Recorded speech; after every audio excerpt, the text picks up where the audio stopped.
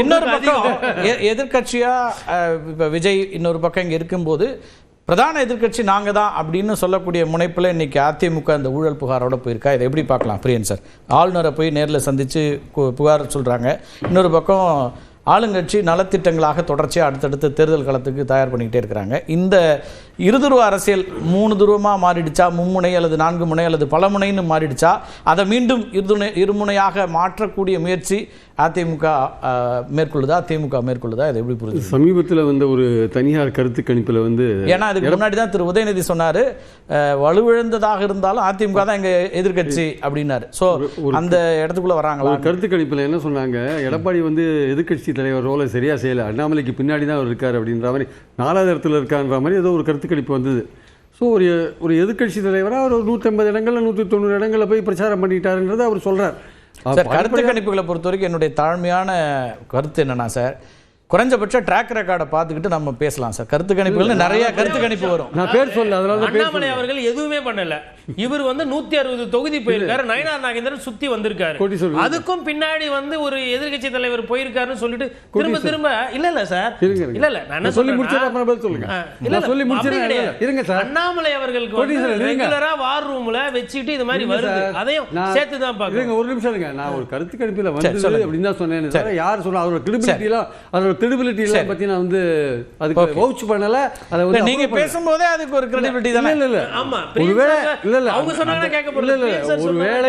ஒருவேளை இந்த மாதிரியான ஒரு பெர்செப்ஷன்லாம் இருக்கிறதுனால ஒரு எதிர்கட்சி தலைவர் முறையில் அந்த வழக்கமா அந்த ஊழல் புகார் கொடுக்கறதெல்லாம் எதிர்பார்க்க வழக்கமானது இல்லையா? துறை வாரியா எவ்வளவு என்னன்னு போட்டு ஒரு துறை வாரியா ஏதோ நம்ம வீட்டு மளிகை கணக்கு எழுதுற மாதிரி ஒரு ப்ரெஸ் ரிலீஸ் கொடுத்துருக்காரு. அவர் பின்னாடி பேக்ரவுண்ட் மெட்டீரியல் கொடுத்துருக்காரு, எனக்கு தெரியல. உங்களுக்கு தெரிஞ்சா சொல்லுங்க. ஒவ்வொரு இஷ்யூக்கும் பேக்ரவுண்ட் கொடுத்துருக்காரா? ஆளுநர் ஒரு வேலை கொடுத்துருக்கலாம். எனக்கு பத்திரிகை நமக்கு ஜேர்னலிஸ்ட் பொறுத்தப்பட தெரியாது. 2 பக்கம் நம்ம பிரஸ் நோட் தானே பார்த்தோம். நம்ம அதுக்கு மேல எவ்வளவு பார்த்தோமா? அதுல வந்து மளிகை கடை மாதிரி புளி உப்பு அதுன்ற மாதிரி ஒரு குற்றச்சாட்டு வைக்கிறாருன்னா அதுக்கான அக்கௌண்டபிலிட்டி அவங்க அக்கௌண்டபிலிட்டி இருக்கு சொல்றாங்க. என்னோட பாயிண்ட் என்னன்னா அது இல்ல. பட் உண்மையான நெருக்கடி வந்து இதன் மூலமா திமுகவுக்கு சாலிடா கொடுத்திருந்தாருன்னா உண்மையான நெருக்கடி திமுகவுக்கு வரதுக்கான வாய்ப்புகள் இருக்கு. அதுதான் நான் சொல்ல வந்தேன். அவர் எதுவுமே ஒரு பக்கம் வந்து அவர் கொடுக்கலன்றீங்க, இப்ப கொடுக்கறாரு. அது ஒரு நான் சொல்றது நெருக்கடி தான். பேக்ரவுண்ட் மெட்டீரியலோட கொடுத்திருந்தாருன்னா கவர்னர்ட்ட கொடுத்திருந்தாருன்னா இவருக்கு வந்து என்ன சாதாரணமா ஒரு கவர்னருக்கும் மாநில அரசுக்கும் சரியான அண்டர்ஸ்டாண்டிங் இருந்ததுன்னா இந்த விஷயம் எப்படின்னா புஸ்வானம் ஆயிடும். கவர்னர் என்ன பண்ணுவாரு, ஸ்டேட் கவர்மெண்ட்டுக்கு அனுப்புவாரு, அது புஸ்வானம் ஆயிடும். இப்போ வந்து கவர்னருக்கும் ஸ்டேட் கவர்மெண்ட்டுக்கு உள்ள 7ஆம் பொறுத்தவரை நமக்கு தெரிஞ்ச விஷயம் தான் எப்படி போயிட்டு இருக்குன்ட்டு. அவர் வந்து இண்டிபெண்டா வந்து ஏதாவது ஆக்ஷன் எடுப்பாருன்னா ஜனாதிபதிக்கு அனுப்பலாம், சென்ட்ரல் ஹோம் மினிஸ்ட்ரிக்கு அனுப்பலாம். ஜனாதிபதி வந்து ஹோம் மினிஸ்டர் இங்க வந்து பொதுக்கூட்டத்தில் பேசும்போது ஊழல் குற்றச்சாட்டுகளை ஊழல் சொல்லிட்டு போறார். அப்புறம் அவரே வந்து ஏதாவது ஒரு உச்ச நீதிமன்ற ஓய்வு பெற்ற நீதிபதி லீகல் எல்லாம் கன்சல்ட் பண்ணிட்டு அவருக்கு ஏதாவது வாய்ப்புகள் வந்து உச்ச நீதிமன்ற ஓய்வு பெற்ற நீதிபதியை ஒரு என்கொயரி கமிஷன்ல போட்டா ஜனாதிபதி கமிச்சு ஜனாதிபதி போட்டா என்ன பண்ணுவீங்க? நீங்க என்ன சாத்தியக்கூறு இருக்குன்னு அரவிந்தர் கேட்கலாம். என்ன சார் பண்ண முடியாது? இது கொடுத்த அந்த பேப்பருக்கான வேல்யூ கூட கிடையாது. கவர்னர் கொடுத்து கவர்னர் என்ன பண்ண முடியுங்க? Law and order state subject, Tamil Nadu government ரிலேட்டடான சப்ஜெக்ட்.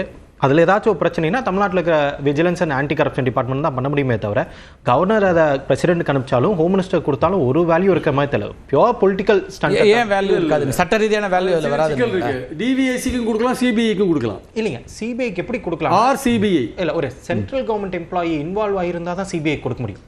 எந்த ஸ்டேட்லயுமே சிபிஐ உள்ள வரணும்னா சென்ட்ரல் கவர்மெண்ட் எம்ப்ளாயா இருக்கணும், அல்லது டிவிஎஸ்சியோட வழக்கு அதை பேஸ் பண்ணி இடி எல்லாம் இப்ப வரக்கூடியத பார்க்கலாம். 25 லட்சம் ரூபாய்க்கு ஐஏஎஸ் அதிகாரிகள இன்வால்வ் ஆயிருக்காங்க.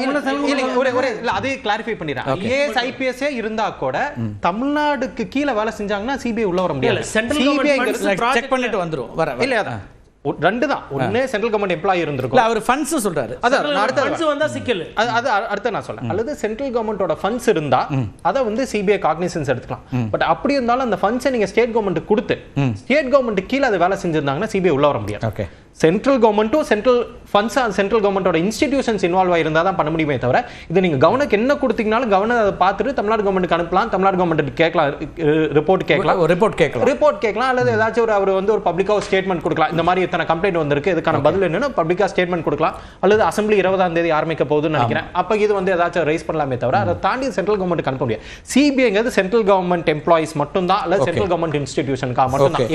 இந்த இன்னைக்கு கொடுக்கப்பட்ட குற்றச்சாட்டுகளை சட்ட ரீதியா அடுத்த கட்ட நகர்வுகள் எதுவுமே இதுல வர முடியாது சொல்றது வந்து நார்மலா வந்து ஒரு ஸ்டேட் கவர்மெண்ட்டுக்கும் கவர்னருக்கும் நல்ல ரேப்போ இருக்கும்போது நடக்கிறது. ரேப்போ இல்லாத போது என்ன நடக்கும்னு யாருக்கும் சொல்ல முடியாது. இல்லைங்க, சிபிஐ என்ன செய்ய முடியும்னு அதிகாரத்தை கேள்வி கேட்கிறாரு. அதான் சார், அது கரெக்ட். எலெக்ஷன் சமயத்துல you can do anything. இல்ல அதான் அவர் என்ன சொல்றாருன்னா, இந்த புகாரை அவர் உள்துறைக்கோ அல்லது குடியரசுத் தலைவருக்கோ அனுப்பலாம், அல்லது இங்கே ரிப்போர்ட் கேட்கலாம், ஸ்டேட் கவர்மெண்ட்டே அனுப்பிச்சு அதை பற்றி ரிப்போர்ட் கேட்கலாம், அல்லது அவர் ஒரு அறிக்கையாவோ அவர் ஸ்டேட்மெண்ட்டாவோ சொல்லலாம், அல்லது சட்டமன்றத்தில் வந்து பேசலாம். இந்த வாய்ப்புகள் இருக்கே தவிர இதில் சட்ட ரீதியாக அடுத்த கட்ட நகர்வுன்னு என்ன செய்ய முடியுங்கிற ஒரு கேள்வி தான் எழுப்புறாரு. அடுத்த கட்ட நகர்வு ஒரு இன்வெஸ்டிகேட்டிங் ஏஜென்சி தான் பர்சியூ பண்ண முடியும் ஃபர்தரா. ஆமாம், அதான் எந்த ஏஜென்சி உள்ள வர முடியும்? அந்த ஏஜென்சியை டிசைட் பண்ணுறது சிபிஐ இருக்கக்கூடும், அதற்கான வாய்ப்புகள் இருக்கக்கூடும். அடிப்படை நான் இப்படி புரிஞ்சுக்கிறேன். இப்போ அவர் கேட்கறதுல இப்போ நீதிமன்றத்தை அணுகி நீதிமன்றத்தில் இந்த விஷயங்களை சொல்லி நீதிமன்றத்தின் மூலமாக ஒரு உத்தரவை பெறுவது என்பது உங்களுக்கு வந்து ஒரு சாலிடாக அடுத்த கட்ட விசாரணை நோக்கி நகர்த்தும். ஆனால் ஆளுநர்கிட்ட கொடுத்தா என்ன நடக்கும்னு கேட்குறாரு. அதை நான் புரிஞ்சுக்க விரும்புகிறேன். 2017 பாமக வந்து ஐ திங்க் ஏடிஎம்கே மேல ஒரு ஊழல் புகார்லாம் கொடுத்தாங்க. ஆமா, அது என்ன நடந்து ஒண்ணுமே நடக்கல. ஏற்கனவே 2 ஆண்டுகளுக்கு முன்னாடி திரு அண்ணாமலையும் கொடுத்திருந்தார். ஒரு பெட்டி நிறைய 2 பெட்டி நிறைய எல்லாம் கொடுத்துட்டு போனார். அதெல்லாம் ஒண்ணுமே நடக்கல. ஆக்சுவலா வந்து பாயிண்ட் என்னன்னா அது கிடையாது. என்ன பிரச்சனைன்னா கவர்னர் வந்து இந்த மாதிரி இருக்கிற சூழல்ல ஒரு ரேப்போ சரியா இல்லாத அவர் முரணாதான் இருக்காரு, விமர்சிக்கிறாரு, பண்ணுவாங்கிறது ஒரு கேள்விக்குரியது. என்ன செய்ய முடியும் தான் கேட்கிறேன். என்ன பண்ணலாம், பண்ணக்கூடிய வாய்ப்புகள் இருக்கு, நானும் மறுக்கல, முரண்பட்ட நிலையில் தான் இருக்கிறாங்க. மசோதாக்கள் விஷயத்துல எல்லாம் எப்படி வந்து இங்க நின்றுட்டு இருக்கு பாக்குறோம் நம்ம, எப்படிப்பட்ட விஷயங்கள்லாம் போயிட்டு இருக்குன்னு பாக்குறோம் நம்ம. காரியங்கள் எதுவுமே அல்டிமேட்டா வந்து ஸ்டேட் கவர்மெண்ட் வந்து முடக்கிறதுன்னு ஒரு சூழல் இருக்கும்போது நீங்க என்ன பண்ணுவீங்க? நீங்க எல்லா அமைப்புகளும் ஒண்ணு சேர்ந்து இருக்கும்போது நீங்க என்ன பண்ணுவீங்க? நீங்க அதாவது அதிமுக பாஜக கூட்டணி ரொம்ப டெஸ்பரேட் ஆயிட்டாங்க. அவங்களுக்கு வந்து இஷ்யூஸ் இல்லை. நீங்கள் வந்து ஊழல் குற்றச்சாட்டுகளை பெருசாக பேசி தான் நாம் வந்து மக்களுடைய கவனத்தை ஈர்க்க முடியும் அப்படின்ற ஒரு நிலை. இப்போ ஊழல் குற்றச்சாட்டு பேசுங்க அப்படின்னா அதிமுக எழுப்புகிற ஊழல் குற்றச்சாட்டுகள் பெரிய அளவுக்கு நம்பிக்கை ஏற்படுத்தலை மக்கள் மத்தியில். ஏன் அப்படி சொல்லி? ஏன்னா பல ஊழல்களை வித்துட்டவர்கள் அதிமுக. நீங்கள் இன்னைக்கு லோக்கல் பாடியில் முனிசிபல் அட்மினிஸ்ட்ரேஷன் டிபார்ட்மெண்ட்டில் 60,000 கோடி ரூபாய் ஊழல் அப்படின்னாரு. அந்த 60,000 கோடி ரூபாய் ஊழல் நடந்ததுக்கான வேற போய் கண்டுபிடிச்சிங்கன்னா அங்கே வந்து முனிசிபல் அட்மினிஸ்ட்ரேஷனுடைய முன்னாள் அமைச்சரும் உள்ளே வரும், அந்த பேப்பர்ஸும் இருக்கும். ரெண்டாவது, இதில் இவர் கொண்டு போய் கொடுத்துருக்கக்கூடிய லிஸ்ட்டில் நம்ம அதை சொல்கிறாரு, சார் சொன்ன மாதிரி மளிகை கடை லிஸ்ட் மாதிரி 60,000 கோடி 20,000 கோடி 30,000 துறை வாரியாக போட்டிருக்காரு. மொத்தமாக 4 லட்சம் கோடினா புரியாது, அப்போ ஒன்றுக்கு நான் விளக்குறேன் அப்படிங்கிறது நீங்கள் சொல்கிறீங்க. சரி, இதை நீங்கள் கொண்டு போய் கவர்னர்கிட்ட கொடுக்குறீங்க. கவர்னர்கிட்ட கொடுக்கறதுக்கு முன்னாடி ஒரு ப்ரெஸ் மீட்டை வச்சு நீங்கள் விளக்கி இருக்கணுமா இல்லையா? என்னத்தை போய் கொண்டு போய் கொடுக்குறீங்கன்னு. அண்ணாமலை டிஎம்கே ஃபைல்ஸ்னு ஒன்று கொண்டு வந்தார். அந்த டிஎம்கே ஃபைல்ஸ் ஒன்றுமே கிடையாது அவர் பண்ணது. எல்லா அமைச்சர்கள் எம்எல்ஏக்களுடைய அஃபிடேவிட்லாம் எடுத்துட்டு இவருக்கு இவ்வளோ சொத்து ஆல்ரெடி டிக்ளேர் பண்ண சொத்தையெல்லாம் சொத்து அப்படின்னு சொல்லிட்டு ஒரு கணக்கை வந்து உருட்டினார். அதே மாதிரி ரெண்டாவது என்ன பண்ணார், டிஎம்கே 2 ஃபைல்ஸை வந்து நான் ரிலீஸ் பண்ணுவேன் அப்படின்னாரு. ரிலீஸ் பண்ணி இவ்வளோ பெரிய பொட்டியை டிஎம்கே 2 ஃபைல்ஸ்னு ஒரு ஸ்டிக்கர் மட்டும் ஒட்டிட்டு அதை கொண்டு போய்